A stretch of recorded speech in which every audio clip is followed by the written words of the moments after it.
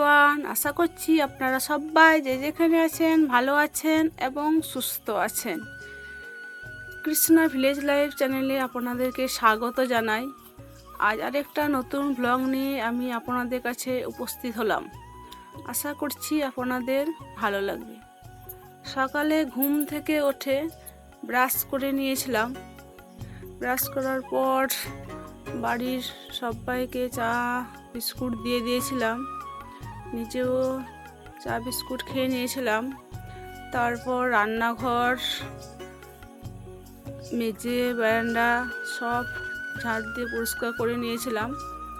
এখন আমি উঠোনের মধ্যে চলে এসেছি উঠোনটাকে ঝাড় দিয়ে পরিষ্কার করার জন্য। তো প্রথমে তো রান্নাঘরে যে সাইডটা আছে ওই সাইডটাকে ঝাড় দিয়ে ভালো মতো করে পরিষ্কার করে নিলাম। এখন আমি আমাদের বড় ঘরের সামনে যেটা আছে সামনেটাকে ভালোভাবে পরিষ্কার করে নিচ্ছি। আর এদিকে দেখুন, এখানে একটা আকন্দা গাছ লাগিয়েছিলাম, তো গাছটাতে প্রচুর পরিমাণে পাতা ঝরছে এখন। তো পাতা ঝরে ঝরে উঠোনটা একদম পাতাতে ভর্তি হয়ে গিয়েছে।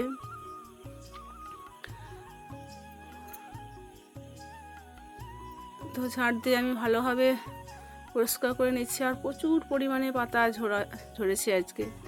আর এদিকে দেখুন, ছাগলের জন্য ঘাস টাস এনেছিল, তো সেগুলো দু একটি পড়েছিল। সামনের দিকটা ঝাড় দেওয়া হয়ে গেলে আমি ওর দিকে পেছন দিকে চলে গিয়েছিলাম ঝাড় দিতে, গোয়াল ঘরের ওই সাইডে। তো ওই সাইডটাও আমি ভালোভাবে ঝাড় দিয়ে পরিষ্কার করে নিচ্ছি। আর এদিকে দেখুন, ছাগল ছানাটা কেমনভাবে লাফাচ্ছিল। আমার ফোনের ক্যামেরাটাকে তো একবার ফোনটাকে ফেলে দিয়েছিল, তো সেখানটা একবার ডিলিট করেছি, আবার জয়েন করেছি। যাই হোক, প্রচণ্ড জ্বালাতন করছিল ঝাড় দেওয়ার সময় আমাকে। আর এদিকে দেখুন, নয়নতারা গাছটাতে আমার প্রচুর পরিমাণে ফুল ফুটেছে, তো কি সুন্দর লাগছিল। আমরা তো দেখতেই পেলেন তুলসী মন্দিরের কাছে যে নয়নতারা গাছটা ছিল প্রচুর ফুল ফুটেছে, তো খুব সুন্দর লাগছিল। আর ছাদ দেওয়ার পর আমি চলে এসেছিলাম কলতলাতে বাসনগুলো সব মেজে নিয়েছিলাম। মাজার পর দেখুন, এখন আমি ওগুলোকে সব ভালোভাবে জল বুলিয়ে নিচ্ছি। অনেকগুলো থালা বাসন ছিল, তো কড়াইগুলো মাজতে অনেকটাই সময় লেগেছিল, তো সেই কারণে কড়াইগুলো মাজারে আপনাদের সাথে শেয়ার করলাম না, শুধুমাত্র ধোয়াটাই শেয়ার করলাম, কেননা ভিডিওটা অনেক বড় হয়ে যাবে। আর অনেকগুলো আমার থালা বাসন থাকে, সকালে বিকাল থেকে যত খাওয়া দাওয়া হয় রাত অবধি সব থাকে, তো সেখানে প্রচুর থালা বাসন হয়ে যায়। তো থালা বাসনগুলো এখন তো আমি কল পরে এসে ধুয়ে নিচ্ছি। তারপর কলতলাটাকে ভালোভাবে জল দিয়ে ধুয়ে পরিষ্কার করে নেব। দেখুন, এখন থালা বাসনগুলো আমার ধোয়া হয়ে গেল, তো ধোয়া হয়ে গেলে আমি হাত পাগুলো ভালোভাবে ধুয়ে নিলাম। তারপর কলতলাটাকে জল দিয়ে ঢেয়ে দিলাম। এখন আমি রান্নাঘরের মধ্যে থালা বাসনগুলো রেখে দেবো। তো থালা বাসনের মধ্যে যে জলটা আছে সেই জলটা একটু ঝেড়ে নেব। এই দেখুন, জলটাকে গড়িয়ে ফেলিয়ে দিলাম। তারপর রান্নাঘরের মধ্যে থালা বাসনগুলো রেখে দিয়ে চলে এসেছিলাম। এখন আমি চলে এসেছি সানগুলো পরিষ্কার করার জন্য। মেঝেটা তো আমি আগে মুছে নিয়েছিলাম, এখন দেখুন বারান্দাটাকে আমি ভালোভাবে মুছে নিচ্ছি। আর এইভাবে তো আমি প্রতিদিন সান মুছে ওই বালতিতে করে জল নিয়ে আসি। তারপরে ওই যে ন্যাকড়াটা আছে, ন্যাকড়াটাকে ওই বালতি জলের মধ্যে চুবিয়ে নিংড়ে তারপর আবার সান পরিষ্কার করি। তো এইভাবে আমি পরিষ্কার করি। তো ঘর দর মোছা হয়ে গেলে আমি স্নান সেরে নিয়েছিলাম। স্নান সারার পর দেখুন, ঠাকুরকে ফুল জল করে নিয়েছিলাম। আর এদিকে কাপড়গুলো মেলে দিয়েছিলাম। তারপর আমি রান্নাঘরে রান্না চাপিয়ে দিয়েছিলাম। একটাতে ওভেনের মধ্যে ভাত চাপিয়ে দিয়েছিলাম, আর আরেকটা ওভেনের মধ্যে এটাতে কিন্দুরি ভাজা করে নেব। তো কড়াইয়ের মধ্যে তেল দিয়ে দিয়েছিলাম, তেলের মধ্যে হালকা হলুদ দিয়ে দিয়েছিলাম, গরম হয়ে গেছিলো। তো এখন আমি কিন্দুরিগুলোকে ওর মধ্যে দিয়ে দিচ্ছি। তারপর নাড়াচাড়া করে কিন্দুরিগুলোকে ভালো মতো করে ভেজে নেব। আর আজকে অনেকগুলো পদ রান্না করব, 5-6 রকম পদ রান্না করব। তো রান্না করতে বেশ অনেকটাই সময় নেবে। দুটো ওভেনের মধ্যে না করলে প্রচণ্ড গরম, এই গরমের মধ্যে দুটো ওভেনের মধ্যে দুটো কড়াই লাগাবো। দুটো কড়াইয়ে রান্না করব, তাহলে তাড়াতাড়ি রান্না হয়ে যাবে। এদিকে ভাতটা হয়ে যাবে, তখন ভাতটাকে নামিয়ে এটাতে আরেকটা কড়াই চাপিয়ে দেবো। তো ওদিকে কিন্দুরিগুলো ভাজা হচ্ছিল, আর এদিকে দেখুন বেগুন কেটে রেখেছিলাম আর সয়াবিনগুলোকে ভেজতে দিয়ে দিয়েছিলাম। সয়াবিনে আলুতে ঝোল মতো করে একটু তরকারি করব আর বেগুনগুলো ভেজে নেব।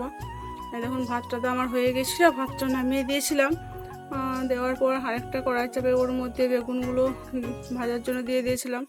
আর এদিকে দেখুন কিন্দুরিটা তো আমার প্রায় ভাজা হয়ে গেছিলো। আর এদিকে কত তেল দিয়েছিলাম দেখুন, প্রচুর পরিমাণে তেল, মানে তেলে কষা হয়ে গেছে আর কি কিন্দুরিগুলো। তো কিন্দুরিগুলোকে এখন নামিয়ে নিচ্ছি, আর ওর মধ্যে যে তেলটা আছে ওই তেলটাতে আমার সয়াবিনগুলো ভাজা হয়ে যাবে। তো কড়াইয়ের মধ্যে সয়াবিনগুলো দিয়ে দিলাম, সয়াবিনগুলো ভেজে নামিয়ে রেখে দেবো। তারপর মশলা দিয়ে আলুগুলোকে উলিয়ে নেব, হালকা মতো আলুগুলোকে ভেজে তারপর আমি সয়াবিনের সবজিটা চাপিয়ে দেবো। তো এইদিকে দেখুন সয়াবিনগুলোকে ভালোভাবে আমি ভেজে নিচ্ছি। সয়াবিনগুলো তো আমার ভাজা হয়ে গেল, তো দেখুন কি সুন্দর হয়েছে। তো এগুলোকে নামিয়ে এখন রেখে দেবো।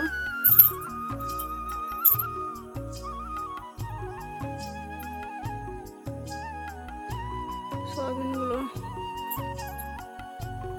বেগুনগুলো দেখুন ভাজা হয়ে গেছে, তো বেগুনটাকেও আমি নামিয়ে নিলাম। আর ওদিকে সয়াবিনটাকেও ততক্ষণে আমি চাপিয়ে দিয়েছিলাম। আলুগুলোকে মশলাটাকে ভেজে চাপিয়ে দিয়েছিলাম। বেগুনগুলো নামিয়ে এর মধ্যে আমি শাকটা সেদ্ধ করতে দেবো। শাক আছে দেখুন, কড়াইয়ের মধ্যে আমি শাকটাকে সেদ্ধ করতে দিয়ে দিলাম। তো ততক্ষণে শাকটা সেদ্ধ হবে। আর ওইদিকে সয়াবিনটাতেও আমি লবণ দেওয়া হয়নি, তো লবণ দিয়ে নেব। আর শাকটাতে হালকা লবণ দিয়ে নেব। তো শাকটার মধ্যে অল্প লবণ দিয়ে দেবো, তার মধ্যে সেদ্ধ করতে দিয়ে দেবো ঢাকা চাপা দিয়ে। আর এদিকে সয়াবিনটাতেও দেখুন লবণ দিয়ে দিলাম পরিমাণ মতো। তারপর সয়াবিনটা হতে থাকবে এদিকে, আর এদিকে শাকটাও সেদ্ধ হয়ে যাবে। দুটো ওভেনের মধ্যে করলে তাড়াতাড়ির মধ্যে রান্নাটা হয়ে যাবে। আমার অনেকগুলো রান্না আছে, তা সেই কারণে লবণ দিয়ে সয়াবিনটাকে হালকা নাড়াচাড়া করে দিলাম। আর এদিকে শাকটা আগে লবণটা একটু উল্টে দিলাম, তারপর আমি ঢাকা চাপা দিয়ে দেবো। তো শাকটাও সেদ্ধ হতে থাকবে।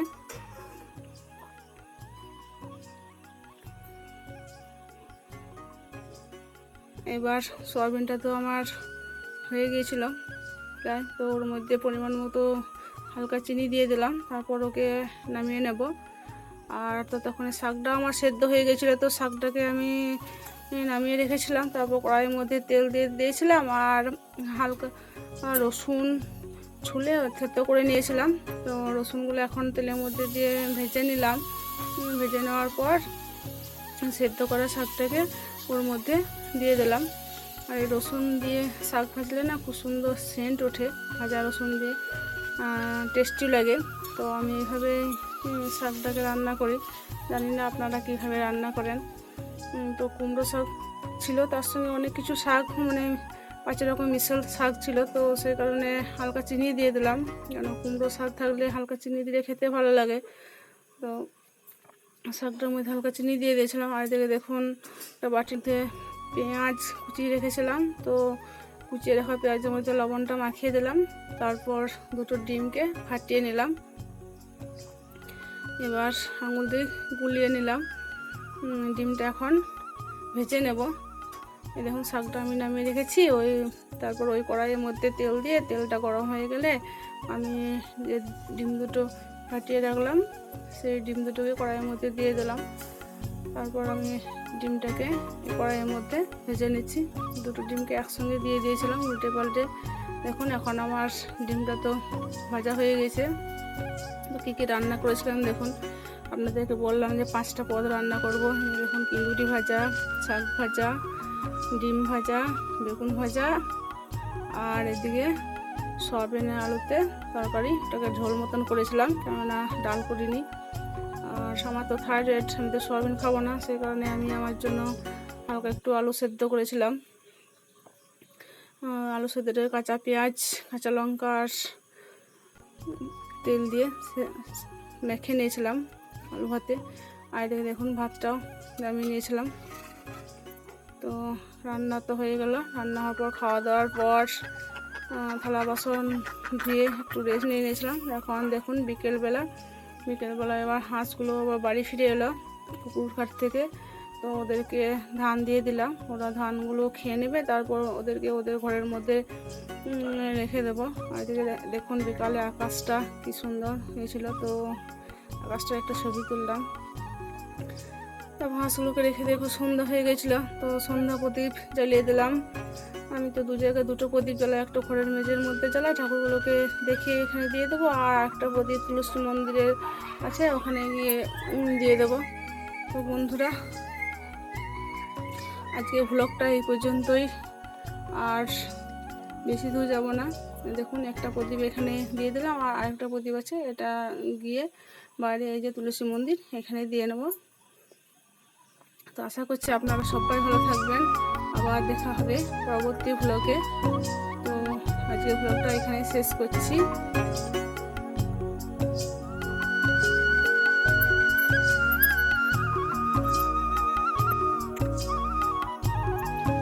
দেখুন সন্ধ্যে দিতে কতটা দেরি হয়ে গেছিল, অন্ধকার লাগছে একদম। গাছ আছে তো সে কারণে বেশি অন্ধকার লাগছে। রাখছি।